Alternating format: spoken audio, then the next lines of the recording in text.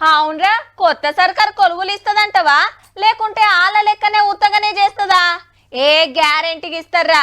ఇయ్యకుంటే వాళ్ళకి ఏమైందో వీళ్ళకి సుతా గదే అవుతుంది. మళ్ళా ఏం జాబ్లో ఏమో పోరా, మా అయ్య పెళ్లి చేస్తా అంటుండు, చేసుకున్నాక ఎట్లా బతకాలనో తెలుస్తలేదు.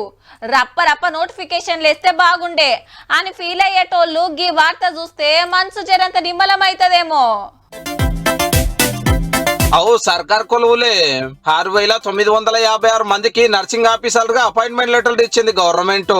వీళ్ళు వచ్చినాక ఇదే తొలుతా కాబట్టి ఎల్బీ స్టేడియం లో పెద్ద మీటింగ్ పెట్టిండ్రు. అగో వచ్చి 2 నెలలు కూడా కాకపోయి అప్పుడే ఎట్లా ఇచ్చిర్రు అనేరు. అప్పుడు ఎప్పుడో పరీక్షలు పెడితే ఈ సర్కార్ వచ్చినాకనే రిజల్ట్ వచ్చింది.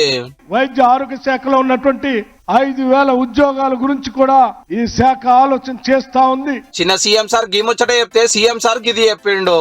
తొందరలోనే 15,000 పైచలకు పోలీసు ఉద్యోగ నియామకాలను కూడా చేపట్టడానికి టీఎస్పీఎస్సీకి కొత్త చైర్మన్ కొత్త మెంబర్లు వచ్చారు కదా, ఇక కొలువుల జాతర సురువు అవుతుందట. సంవత్సరం తిరిగే లోపల 2 లక్షల ప్రభుత్వ ఉద్యోగ ఖాళీలను భర్తీ చేసే బాధ్యత మాది. బీఆర్ఎస్ గవర్నమెంట్ లో ఇంటోళ్ళకి జాబులు ఇచ్చుకున్నారు కానీ నిరుద్యోగులకు ఇయ్యలేదని గరమైండు Revanth Reddy sir. Farm house లో ఉన్న వాళ్ళు కుళ్ళుకున్నా, వాళ్ళ కడుపులో దుఃఖం పొంగి పొర్లినా, ఆడబిడ్డల కళ్ళల్లో ఆనందాన్ని హరీష్ రావుకు వాళ్ళ మామకు చూపించండి. దీన్ని బట్టి తెలుసుకోవాల్సింది ఏంటంటే నోటిఫికేషన్లకు పరీక్షలకు ఫలితాలకు ఏళ్ళకేళ్లు జరిపితే కొత్త సర్కార్ వచ్చి అల్కగా అపాయింట్మెంట్ లెటర్లు ఇస్తుంది అన్నట్టు.